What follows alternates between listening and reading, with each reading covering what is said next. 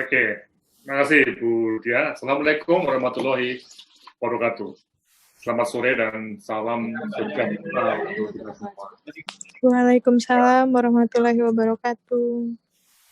Oke, ini kelihatan semua saya, karena saya di rumah nih, di kantor lagi banyak yang, ada beberapa yang banyak yang positif, jadi ini aku juga ya di kantor ya, lagi di studio yang kecil ya, karena OTG ya kelihatan. Oke. Nah, Bu Dia, jadi memang saya mencoba untuk menulis buku ini, jadi seperti yang pernah kita bahas ya, ini udah punya nggak bukunya nih? Nah, itu bisa dilihat, bisa dibeli di mana ya. Jadi kalau kita lihat dalam penulisan buku itu memang ada seperti dua kelompok ya, kelompok jenis buku. Ya. Yang pertama adalah buku yang sifatnya memang disebut sebagai textbook untuk menerangkan sesuatu untuk para mahasiswa S1 atau S2, S3, pas saya, dan itu banyak deskripsinya. Nah, buku-buku yang sifatnya bersifat tadi ya, explaining, untuk menerangkan, untuk dipelajari itu memang tidak banyak memberikan semacam tempat untuk para penulisnya ya, memberikan pendapatnya ya, atau opininya, atau perspektifnya, atau nilai-nilai yang diacu. Ya. Nah, kemudian ada jenis buku kedua. Nah, ini yang saya mungkin masuk yang kedua ini. Ini adalah suatu buku yang memang tujuannya itu untuk memberikan semacam pendapat ya, atau opini, atau semacam pandangan ya tentang sesuatu. Ya. Nah, suatu ini apa? Nah, ini yang saya akan lihat di dalam buku saya ini. Memang ini buku yang membahas pandangan saya mengenai kebijakan pembiayaan. Dan, nah ini yang menarik, kita akan melihat apakah kebijakan pembiayaan itu sudah tepat atau justru ada satu efek negatifnya ya, atau efek samping yang tidak begitu baik. Nah itu adalah fragmentasi sistem kesehatan. Nah, jadi kalau kita lihat di dalam buku ini, jadi kalau kita lihat sampulnya ya, sampulnya ini memang agak surrealis atau apa ya, ya, sebuah payung. Payung itu apa? Menggambarkan apa payung itu? Payung ini menggambarkan sebuah sistem perlindungan, ya tentunya perlindungan sosial ya, jaminan sosial. Apa tentang kesehatan? Jadi gambarnya di bawahnya itu ada semacam barang-barang kedokteran ya, ini untuk melambangkan aja satu sistem kesehatan yang atau kedokteran yang dipayungi sehingga masyarakat yang tidak punya uang itu bisa mendapatkan akses ke layanan. Nah, tapi ini gambarnya ini agak-agak sobek-sobek dikit. Ya. Artinya seperti ini ya, Prof. Seperti ini ya. Ada. Ya, itu sobek-sobek, ada sobeknya ya. Nah, ini artinya apa? Ini melambangkan sebuah sistem jaminan yang memang masih belum begitu utuh ya, belum begitu bagus, belum begitu efektif untuk memayungi semuanya. Nah, memang kalau kita lihat ya, ada sebagian yang terpayungi, tapi juga ada sebagian yang belum. Nah, ini. Jadi dari bukunya sendiri sudah ada semacam apa yang kita sebut sebagai lambang ya, atau perlambang dari sebuah sistem yang mungkin masih belum begitu baik. Oke? Nah, ya. Okay. Prof, sebetulnya pesan apa sih Prof yang mau Prof sampaikan dengan opini Prof Laksono tadi? Ya. Ini opini ya, ini opini pendapat saya. Jadi memang di dalam sistem jaminan tadi itu belum sempurna. Ya. Masih ada semacam kekurangan atau sobekan-sobekan yang entah itu karena tekanan yang begitu tinggi atau mungkin desain awalnya itu belum begitu bagus atau kombinasi keduanya. Kan ada sering toh melihat atau Mbak Budiah atau teman-teman semua payung yang sobek sering nggak? Nah itu kan ada dua sebab ya yang bikin jelek ya. Dan juga yang kedua, hujannya keras sekali.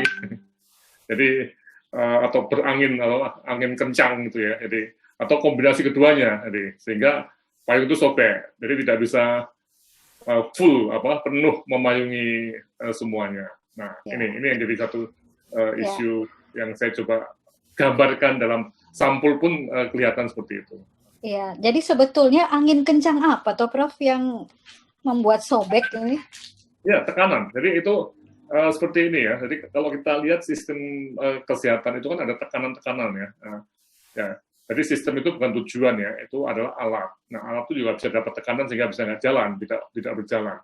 Nah, tekanan yang sangat adalah dana pembiayaan kesehatannya sendiri yang tidak cukup misalnya, bisa dipahami ya. Jadi tekanan pendanaannya luar biasa tinggi, sehingga payung menahan itu tidak kuat. Nah, ini contohnya.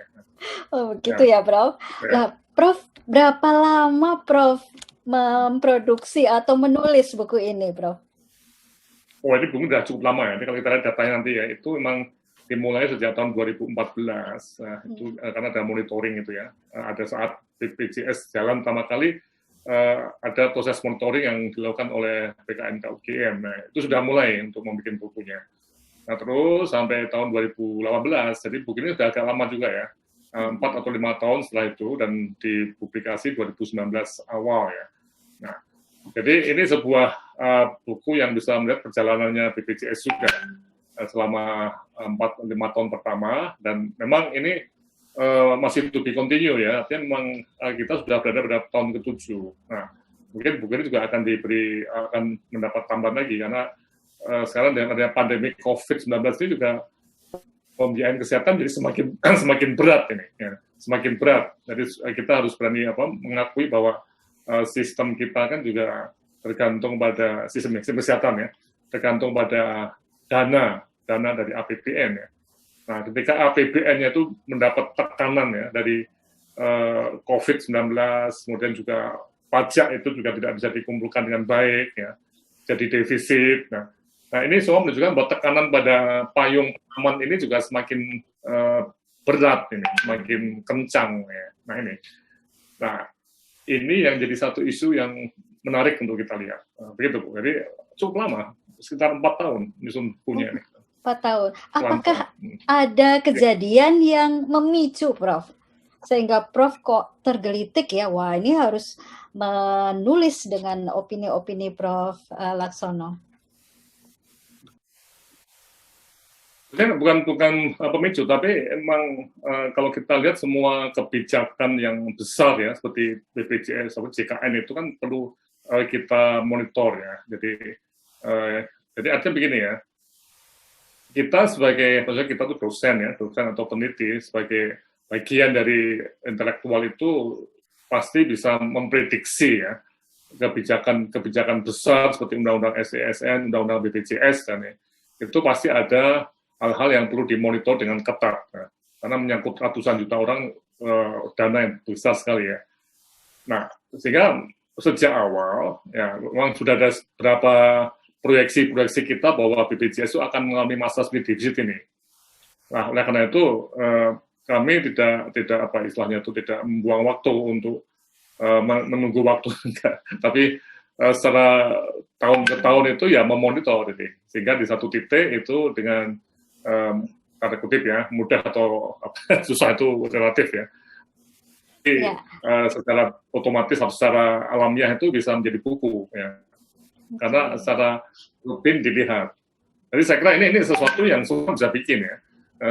Semua akademisi itu bisa melihat. Nah, cuman ada yang mungkin tidak bisa memberikan semacam pendapat ya, karena pendapatnya mungkin dianggap kontroversial.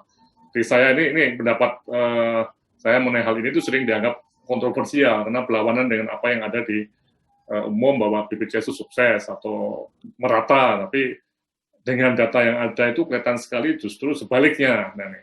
Nah, oleh karena itu mari kita lihat data. Oleh karena itu buku saya juga nanti akan banyak datanya ya. Yang sekarang semakin banyak yang keluar datanya itu, dan mungkin nanti edisi keduanya akan bisa lebih data lebih keras atau lebih hard data itu, data yang betul-betul real itu menunjukkan ada masalah ini, terutama di pemerataan dan kemampuan pemerintah untuk menangani semuanya. Begitu Bu Dia. Ya, baik. Kalau ada money talks, nah saatnya sekarang data talks ya, Prof. Iya, Jadi bagaimana data itu berbicara. Prof, kok Prof di sini menggunakan kata fragmentasi ya, Prof? Nah, ini nanti kita akan masuk sana ketika kita membaca buku ini. Nanti saya akan bawa ke bab demi bab ya. Kalau yang sudah punya bukunya nanti sambil lihat bukunya ya. Nah, nanti akan sampai pada suatu titik yang memang menarik ya. Kita akan melihat bahwa sistem kesehatan itu bisa terfragmentasi karena adanya BPJS. Nanti kita akan sampai ke sana. Agak panjang ceritanya nih. Baik, Prof. Nah, tujuan dari Prof mengutarakan opini ini tentunya kan untuk perbaikan ya, Prof? Ya. Nah, menurut Prof, buku ini patutnya dibaca oleh siapa ya, Prof? Ya, kalau kita lihat secara judulnya kan ada nama kebijakan ya tentunya para penentu kebijakan ya tapi ini ada tapinya ya, memang para penentu kebijakan mereka biasanya tidak, ini memang kritikan saya juga merasa buku ini terlalu tebal ya, ada berapa nih 200 lebih halaman ya, makanya dan nanti kalau pada buku kedua itu bisa lebih tebal lagi, ada lebih banyak lagi. Nah, ini yang jadi satu isu menarik ya, memang para politisi tidak mungkin baca buku seperti ini ya, tebal sekali. Nah, karena itu dalam tahun ini juga saya sering bikin webinar atau diskusi dengan menggunakan materi-materi ada di buku ini, ya, dipotong-potong ya. Nah, mungkin dengan ada bedah buku ini nanti kita juga bisa melihat ada semacam pemantauan atau secara komprehensif itu untuk membaca isinya, begitu. Oke, baik Prof. Prof, ada yang ingin disampaikan lagi sebelum kita buka bincang-bincang dengan Bapak Ibu yang sudah hadir di sini? Sudah cukup banyak juga ini yang hadir, Prof. Ada lebih dari 110, Prof. Ya. Oke. Ya, mungkin para mahasiswa yang ada juga bisa melihat ya. Jadi di sini kalau kita lihat, saya akan mulai Mbak dari PowerPoint ini, saya bisa di-share ya, share screen ya, dan nanti kita akan coba bahas sana. Saya akan mencoba untuk satu persatu chapter demi chapter untuk kita bahas. Bukan bahas ya, kita terangkan dulu ya, dan nanti pada tahap kedua juga nanti harapannya ada yang mau jadi pembahas buku ini ya. Ya. Begitu ya. Coba saya share screen ya. Saya share screen.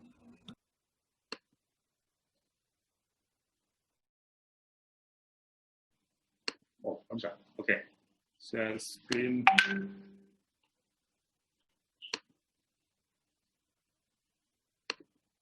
Ya, bisa kelihatan?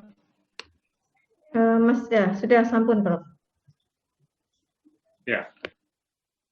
Oke ya, jadi kalau kita lihat ya, ini memang dari Departemen Kebijakan dan Pendidikan ya, sebagai satu istilahnya itu sebuah proses yang harapannya itu bisa merangsang atmosfer akademik untuk membahas sesuatu ya. Nah, di dalam model ini kita akan melihat ada suatu tahapan ya, tahapan satu ini saya akan mencoba untuk menerangkan secara rinci atau mungkin secara satu persatu itu ya, dari bab 1 sampai seterusnya ya. Dan tadi yang ditanyakan oleh Mbak Dia itu mengapa fragmentasi ada, itu nanti ada di sini jawabannya. Oke, nah kalau Anda membaca buku ini mungkin karena panjang ya, tapi Anda bisa membaca pengantarnya ya, pengantarnya, tapi sebelum ada pengantar itu ada apa yang disebut sebagai ya semacam ya introduction yang pengantar betul ya, di halaman 5 Romawi ya. Ya, coba dibuka ya, Anda bawa buku ini. Jadi dalam pengantar itu seluruh bagian atau chapter dalam buku ini saya tuliskan secara singkat. Jadi ini seperti ringkasan dari apa yang ada di buku ini. Nah, memang ini selesai ditulis 12 November 2018. Jadi 2 tahun yang lalu, tapi proses cetaknya itu bisa berapa bulan ya, sehingga baru terbit pada awal 2019. Nah, dan itu cepat habis juga ya. Nah, ini nanti mungkin ada edisi kedua yang sedang saya akan tulis, karena ini banyak perubahan juga. Jadi sangat dinamis ya. Nah, kalau kita lihat di dalam buku ini, itu dalam pengantar memang saya mengajak teman-teman semua untuk memahami mengenai sistem kesehatan ya, yang nanti akan ada di bagian 1 ya. Dan nanti di halaman-halaman 8, 9 yang Romawi kecil itu ya, itu ada semacam penjelasan tiap-tiap bagian secara singkat. Di mana kalau kita lihat bagian 1 itu membahas mengenai sistem kesehatan dan komponen pembiayaan. Jadi sistem kesehatan sebagai alat itu punya banyak komponen dan salah satunya itu pembiayaan. Pembiayaan itu bukan satu-satunya komponen ya, jadi salah satu dari banyak komponen. Tapi dianggap sangat penting karena ya uang itu sangat menentukan ya anggaran ya. Kemudian yang bagian kedua itu mengenai supply side, jadi para penyedia pelayanan dalam sistem kesehatan. Nah ini yang jadi isu kunci ya. Kenapa kalau ini masuk pada bagian kedua? Karena kita masuk pada pembiayaan yang dimulai secara masif nasional tadi dalam situasi supply side yang belum merata. Ya, nanti kita lihat bahwa ini sesuatu yang risiko tinggi sekali karena begitu supply side yaitu rumah sakit dan tenaga kesehatannya itu terkumpul di kota-kota besar atau di Jawa, itu sistem model asuransi kesehatan nasional itu akan memberi peluang lebih banyak pada mereka yang dekat aksesnya atau mudah aksesnya untuk mendapatkan manfaat yang paling banyak. Nah ini jadi satu isu karena ini teori-teori dalam komponen pembiayaan itu dibahas di bagian 1 menunjukkan seperti tidak mudah untuk merubah komponen pembiayaan. Oke, ya jadi ini kemudian di bagian ketiga, nah ini mulai kita melihat monitoring, sistem monitoring. Nah kemudian adanya fragmentasi itu dibahas di bagian ketiga. Nah, jadi ini suatu pendapat saya atau observasi pribadi ya yang bisa diperdebatkan tadi. Mungkin ada yang tidak lihat nggak ada fragmentasi, bisa terjadi, ada beberapa seperti itu. Tapi mari kita diskusikan apakah memang seperti itu. Ya. Kemudian yang bagian keempat adalah tantangan-tantangan JKN. Dan ini yang perlu kita cermati, apa yang menjadi tantangan JKN, terutama kembali lagi pada semacam perspektif. Ya. Jadi, kalau kita melihat pada perspektif yang ada di Undang-Undang Dasar 45 dan Undang-Undang SCSN dan Undang-Undang BPJS itu tentang masalah jaminan sosial terhadap, tantangannya terhadap pencapaian ekuitas dan akses pada mutu pelayanan. Nah, ini yang jadi satu hal yang saya banyak bahas. Jadi, tantangannya tidak seperti mungkin ada beberapa peneliti lain yang menyatakan itu menimbulkan ekonomi yang bergerak, bukan itu, tapi yang kita masuk kembali pada apa yang dikehendaki oleh Undang-Undang Dasar 45 dan Undang-Undang SCSN dan Undang-Undang BPJS. Ya. Dan bagian kelima, nah ini masalah kebijakan yang masa lalu dan mendatang. Nah ini yang kemudian kita masuk pada suatu penutup nanti ya. Proyeksi kebijakan itu bagaimana kita melihat adanya peluang untuk menutup fragmentasi yang ada. Nah ini, jadi buku ini mencoba untuk mendokumentasi apa yang terjadi, kemudian menyimpulkan di bagian 3 ya dan 4 ya untuk aspek pembiayaan. Nah kemudian melihat kebijakan masa dan mendatang untuk kemudian kedepannya diproyeksikan, tapi juga ada rekomendasi-rekomendasi yang disampaikan. Oke. Nah, inilah yang menjadi esensi dari buku ini, dan saya akan mencoba melihat satu persatu ya di dalam ini ya. Nah, ini. Oke ya, jadi fragmentasi itu adalah satu efek samping ya menurut saya. Nah, karena kebijakan yang diubah itu banyak pada komponen pembiayaan, tapi tidak banyak pada komponen lainnya. Nah, ini nanti kita akan lihat pada apa yang disebut sebagai sistem kesehatan dan komponen pembiayaan. Nah, nih. Coba sambil dilihat di halaman 3 ya. Nah, saya mau mengacu di bagian 1 itu ada 3 bab ya, mengenai sistem kesehatan, di mana yang WHO sering menggunakan modelnya yang ada blok gitu ya di halaman 5, blok-blok sistem kesehatan ya, bangunan sistem, ada penyediaan pelayanan, tenaga kesehatan, informasi produk, pembiayaan dan kepemimpinan atau tata kelola dengan luaran ya yang disebut sebagai peningkatan status kesehatan, level dan pemerataannya, kemudian ketanggapan atau responsiveness, proteksi risiko sosial dan keuangan, dan peningkatan efisiensi. Nah, ini juga mirip dengan model yang ada di Harvard University yang juga nanti saya acu juga ya.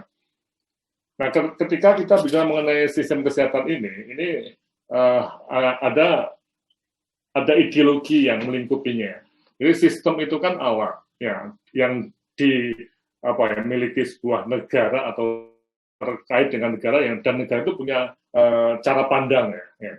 Nah, sebenarnya kalau kita lihat cara pandang yang ada di halaman 7, jadi ideologi dalam sistem itu saya tulis cukup detail ya di sini ya.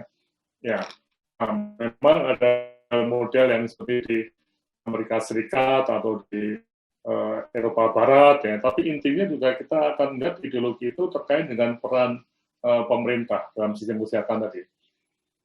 Apakah model pajak di mana pemerintah itu negara pengguna ya, di halaman 10 ya, itu ada tabel di mana ada perbandingan sistem kesehatan di berbagai negara yang maju ya, jadi di mana negara-negara itu barat seperti Swedia, Inggris dan sebagainya itu banyak mengandalkan pada pajak ya dan anggaran ya.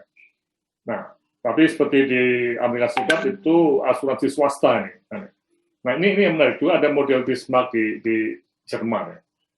Nah, ini yang jadi satu hal yang ketika kita bicara sistem kesehatan di Indonesia dan bagaimana yang dipilih, ini yang jadi satu isu yang menarik ya. Di dalam halaman mengenai sistem kesehatan itu saya masih mendiskusikan ya, menggambarkan ya. Nah, dan juga terkait dengan apa yang disebut sebagai konsep reformasi kesehatan ya, atau sektor kesehatan. Nah, ini yang sekarang sedang dikembangkan lagi ya. Padahal itu sudah ada 20 tahun yang lalu ya, 2004 kira-kira ya, sudah banyak dibahas ya. Tapi sekarang ini sedang dikembangkan lagi ya. Oke, nah kemudian di dalam sistem kesehatan lagi itu perlu reformasi yang bisa kita lihat di halaman 20 itu tombol-tombol pengendali ya yang ada, yang perlu kita cermati ya. Oke. Nah, kemudian di bab 2 itu kita melihat pada pembiayaan kesehatan, di mana ada komponen-komponen pembiayaan yang kalau kita lihat ada terkait dengan fungsi-fungsi dalam sistem pembiayaan ya, yang ini sering kita sebut sebagai nanti semacam kalau kita lihat ya di pembiayaan itu ya. Nah, ini yang sering kita lihat sebagai revenue collection, pooling atau purchasing. Dan ini kan berasal dari kembali lagi pada blok ini ya.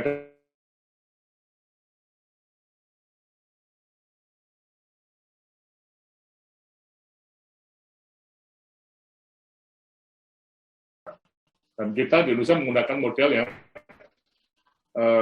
single pool ya. Oke, nah ini yang jadi satu hal yang perlu kita cermati ya, bahwa pembiayaan itu memang fungsinya sangat terkait dengan revenue collection, pooling, dan purchasing. Nah, ini mungkin di sini juga bentuk tadi yang saya katakan ya, explaining-nya. Jadi sesuatu yang menggambarkan itu ada di sini ya. Jadi Anda bisa membaca apa maksudnya revenue collection, pooling, dan purchasing. Ya. Kemudian juga bisa membahas mengenai principal agent dan sebagainya. Oke. Kemudian bab 3, kita membahas mengenai penjabaran konsep dan juga reformasi sistem kesehatan yang ada di Indonesia ya. Nah, ini yang perlu kita cermati ya. Oke. Ada aspek politik dan sebagainya ya. Kemudian yang kedua, kita masuk ke supply side dalam sistem kesehatan. Nah, ini yang masuk di halaman ya ini. Jadi ini yang jadi satu isu kunci ya. Ketika saya menulis ini, mengapa kok supply side saya utamakan? Nah, jadi ini kembali pada satu hal yang menarik ya. Ini bukan buku teks mengenai sistem kesehatan ya. Sistem kesehatan ya ditulis, tapi tidak detail sekali, tapi bisa dipelajari ya mengenai sistem kesehatan tadi. Nah, yang menjadi hal yang sangat kunci di sini adalah bagaimana komponen penting dalam sistem kesehatan itu yang bermasalah. Nah, sehingga di bagian kedua itu saya langsung masuk ke supply side rumah sakit dan FKTP ya, dan SDM-nya. Nah, ini yang di bagian kedua itu kita masuk pada dua bab, yaitu Pancasila dan SDM. Nah, di sini saya menekankan mengenai pulauan ya. Itu bisa dilihat di halaman 75, ada peta ya, yang kita tuh pulau betul ya. Ada 13.000, ada 7.000 yang penduduk yang ada penduduknya ya, dan itu luasnya itu dari Madrid sampai Moskow ya, dari Spanyol sampai ke Rusia, kita luas sekali ya. Nah, situasi sudah sangat tidak merata sebelum kebijakan JKN dilakukan, dan pemerintah sudah lama kesulitan menambah jumlah rumah sakit. Nah ini, pembayaran ke rumah sakit melalui inasi biji itu berisiko tidak adil, dan yang lengkap dapat klaim banyak, karena ini suatu sistem pembiayaan yang tidak bisa istilahnya itu ditetapkan pada saat tanggal 1 Januari, tidak. Makanya ini terjadi defisit itu di situ, karena kalau selama ini kita kan membuat budgetnya 1 Januari, 31 Desember itu ya tidak begitu banyak meleset ya, karena kita punya budget ya. Tapi begitu dana pemerintah itu dimasukkan ke BPJS melalui sistem klaim, itu bisa terjadi di 1 Januari 2015 kita proyeksikan 10 triliun, tapi di Desember itu menjadi 13 triliun misalnya seperti itu, atau 12. Jadi kita tidak bisa secara eksak, secara pasti itu membuat penganggaran. Ya. Dan yang menarik, daerah yang lengkap itu yang pasti dapat klaim banyak, lengkap vaskesnya, dan itu bisa dibuktikan dengan berbagai data ya. Memang di sini ini keluar ya, tapi saya sudah mempunyai semacam beberapa data kecil-kecil yang menunjukkan seperti itu. Nah, kalau data terbaru yang sudah keluar ini, dan itu ada di dashboard sistem kesehatan ya, itu kelihatan sekali bahwa untuk misalnya pelayanan jantung itu paling banyak ada di Jawa, seperti itu ya. Nah, oke. Sehingga kondisi supply set di daerah terpencil itu setelah 4 tahun dalam ini masih memprihatinkan ya. Jadi kita belum mempunyai apa yang kita sebut sebagai pemataan. Okay. Dan ada satu contoh di halaman 90 itu kasus di Kepulauan Aru yang Anda bisa baca dengan detail ya. Oke. Kemudian di bab 5 itu SDM. Nah, ini juga terkait dengan suplai rumah sakit. Jadi ini SDM itu tidak merata sebelum JKN.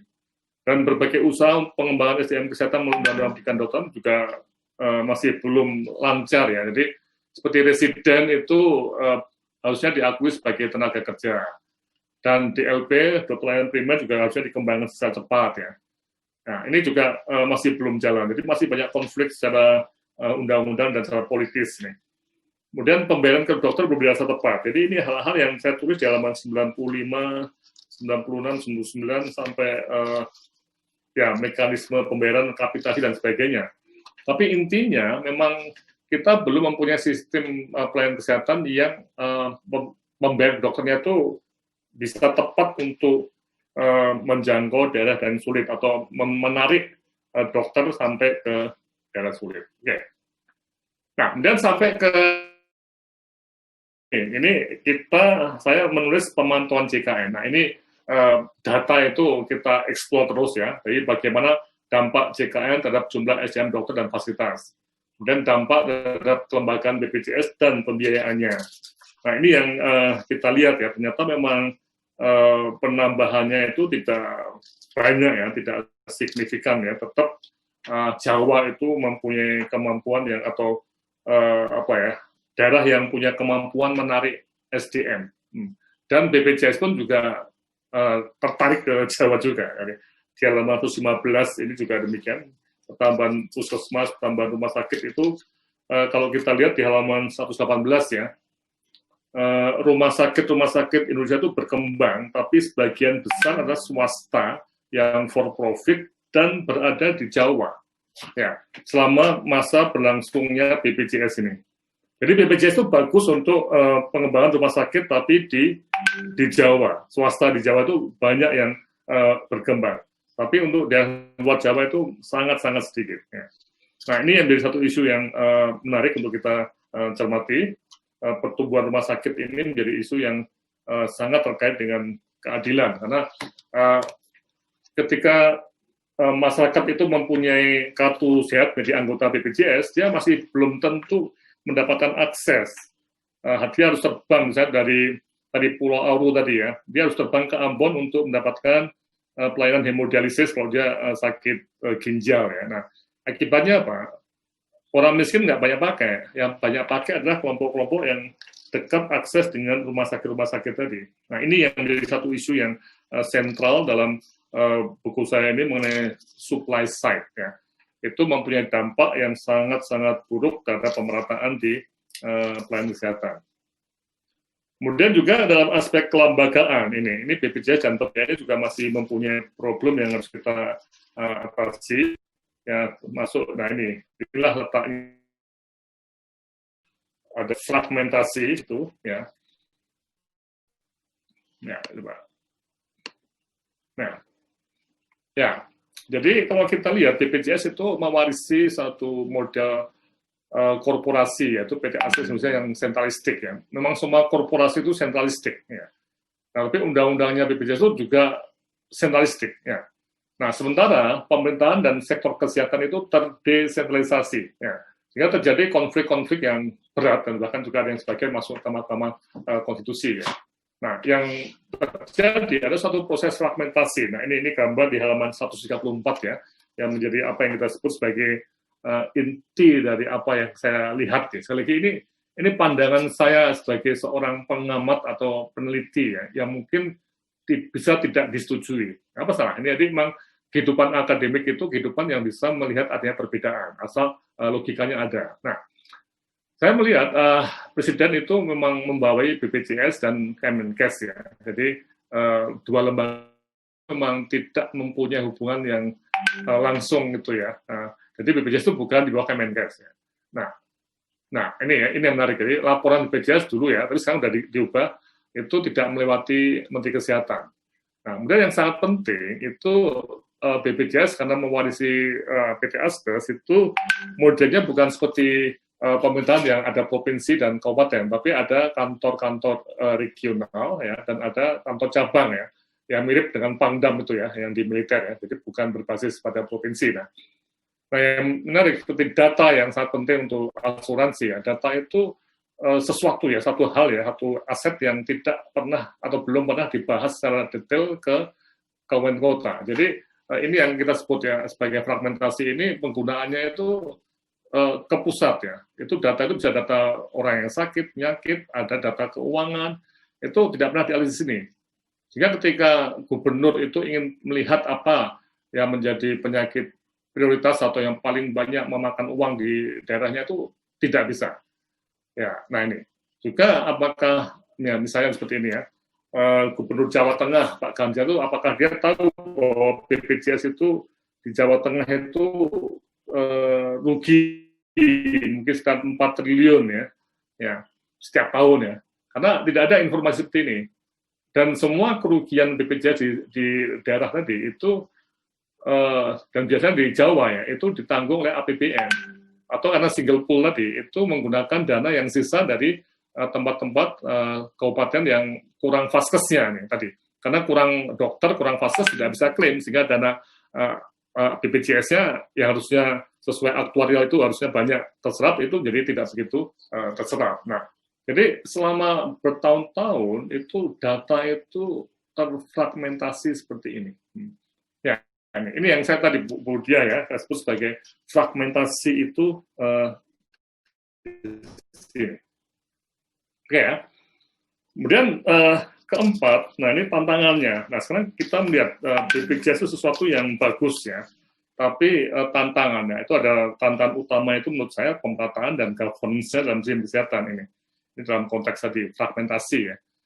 Nah pemerataan, nah ini di sini yang menjadi kontroversi ya, sampai sekarang pun itu menjadi semacam perbedaan pandangan ya. Saya melihat bahwa basisnya itu apa yang ada di undang-undang ya, Dasar 45 dan Undang-Undang SISN, yaitu tentang pemerataan ini yang belum dapat dipenuhi. Bahkan kebijakan kompensasi yang ada di undang-undang itu ternyata belum dijalankan. Kenapa? Dana PBI yang seharusnya untuk orang miskin, yang PBI pusat itu sisa ya, itu ternyata karena sisa itu dipakai untuk menutup defisit mereka yang relatif lebih mampu. Nah, nih. Padahal harusnya dipakai untuk kebijakan kompensasi, dan jumlah yang dipakai itu banyak sekali ya. Selama 4 tahun pertama itu sekitar 40 triliun ya, itu dana PBI, APBN dipakai untuk kegiatan segmen lain ya. Anda bisa bayangkan 40.000 miliar ya. Nah ini seharusnya sebagian itu bisa dipakai untuk kebijakan kompensasi sehingga bisa meratakan tadi SDM tadi. Nah tapi ini tidak dipakai ini karena memang ada prinsip tadi boleh ada semacam subsidi silang, tapi yang ironis adalah dana yang seharusnya untuk orang miskin dan tidak mampu itu dipakai untuk mereka yang lebih mampu di dalam BPJS. Nah inilah yang saya sebut sebagai bahaya single pool seperti ini ya. Jadi dana yang harusnya masuknya untuk orang miskin, tapi ini ternyata menyeleweng ke sini sampai ke pekerja bukan penerima upah. Di sini ada kelas 1, 2, 3 yang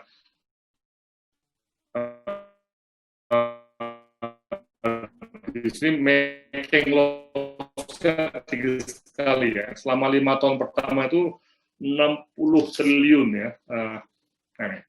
Oke. Ini bagaimana proses pembuatan kebijakan. Kita sering melihat adanya ketidakcocokan antara BPJS dengan Kementerian Kesehatan, ya, dan siapa yang menjadi operator dan regulator, peran DJSN, juga masalah fraud yang belum dapat dicegah dan ditindak ya. Jadi kita masih tidak ada penindakan ya selama 7 tahun ini ya. Jadi ini yang perlu kita cermati, padahal sudah terdeteksi adanya fraud di berbagai tempat ya. Jadi ini perlu kita lihat ya, bahwa sebenarnya governance juga tantangan yang perlu kita lihat ya. Kemudian bab terakhir yaitu melihat kebijakan masa lalu dan mendatang. Ini di halaman. Nah, di sini halaman 197 ya. Saya mencoba melihat bahwa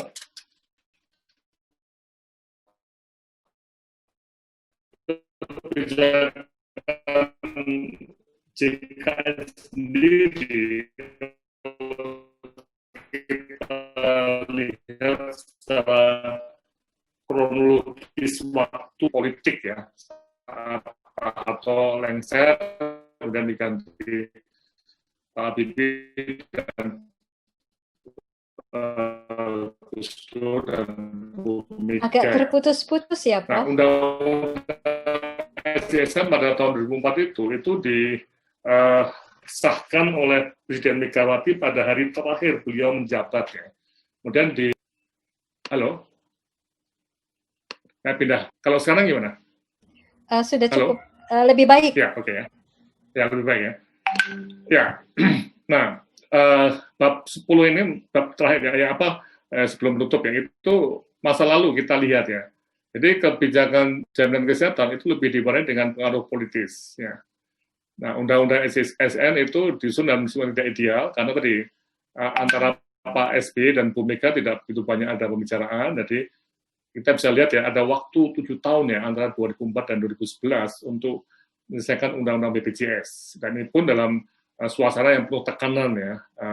Beberapa pendapat dari Kementerian Keuangan pada saat itu menyatakan bahwa sebetulnya undang-undang BPJS itu sangat berisiko ya untuk keuangan negara, dan ternyata betul ya prediksinya berapa pejabat di Kementerian Keuangan. Kemudian juga ada satu hal yang menarik di mana di buku saya juga saya sebutkan itu ada seorang peneliti dari Inggris, Ibu Elizabeth Pisani, yang menyatakan bahwa undang-undangnya itu banyak dipengaruhi oleh politik, tapi teknisnya sedikit ya. Nah, memang betul ya, dimanapun di dunia, undang-undang mengenai asuransi itu selalu banyak perdebatan politik. Di Amerika, apalagi antara Demokrat dan Republik, itu selalu ada semacam perdebatan mengenai bagaimana itu sebaiknya. Ya. Nah, sehingga ketika kita sampai pada satu pertanyaan menarik ke depannya, apakah masa depan itu perlu diperbaiki dengan cara melihat masa lalu yang undang-undang yang masih ada masalahnya itu atau belum sempurna itu untuk diperbaiki. Nah, ini yang akan to be continue di sini. Jadi, kita melihat bahwa revisi undang-undang itu bukan sebuah hal yang abu ya. Ini harusnya alamiah, apalagi undang-undang yang sangat strategis seperti undang-undang SDSN dan undang-undang BPJS. Nah, ini yang di dalam penutup itu nanti juga akan kami, kalau Anda baca ya di halaman, memang saya penganjur ada revisi undang-undang ya, yang mungkin sebagian dari para ahli tidak merasa penting ya. Namun sekarang sudah masuk ke prolegnas juga. Jadi DPR juga sudah melihat ini perlu sehingga masuk ke prolegnas 2020 sampai 2024 ya. Entah kapan ya, tapi sudah masuk pada agenda setting di level pusat ya. Nah, ketika kita bicara mengenai revisi undang-undang tadi, itu tentunya bagaimana menutup fragmentasi tadi menjadi satu hal yang kunci. Nah, untuk itu mungkin kita akan menggunakan usulan kami ya, menggunakan peningkatan reformasi ini. Ya, nanti kita akan bahas pada pertemuan mungkin pertengahan Desember ya, tentang apa yang disebut sebagai reformasi sektor kesehatan. Tapi ini semua dari apa yang kita sebut sebagai masa lalu undang-undang yang tidak begitu bagus membikinnya, kemudian perlu kita perbaiki ya. Dan perbaikan tadi tentunya perlu untuk menutup fragmentasi ya. Oke. Saya kira itu Bu Dia yang bisa saya sampaikan secara mungkin terlalu panjang atau singkat, nggak tahu ya. Tapi inilah yang saya sebut sebagai fragmentasi itu tadi, kembali di sini yang harus kita tutup supaya BPJS bersama-sama dengan pemerintah pusat dan daerah itu menjadi satu sistem yang integrated tadi ya. Tidak seperti silo, kalau silo ya. Kayak sumur-sumur yang bekerja sendirian begitu ya.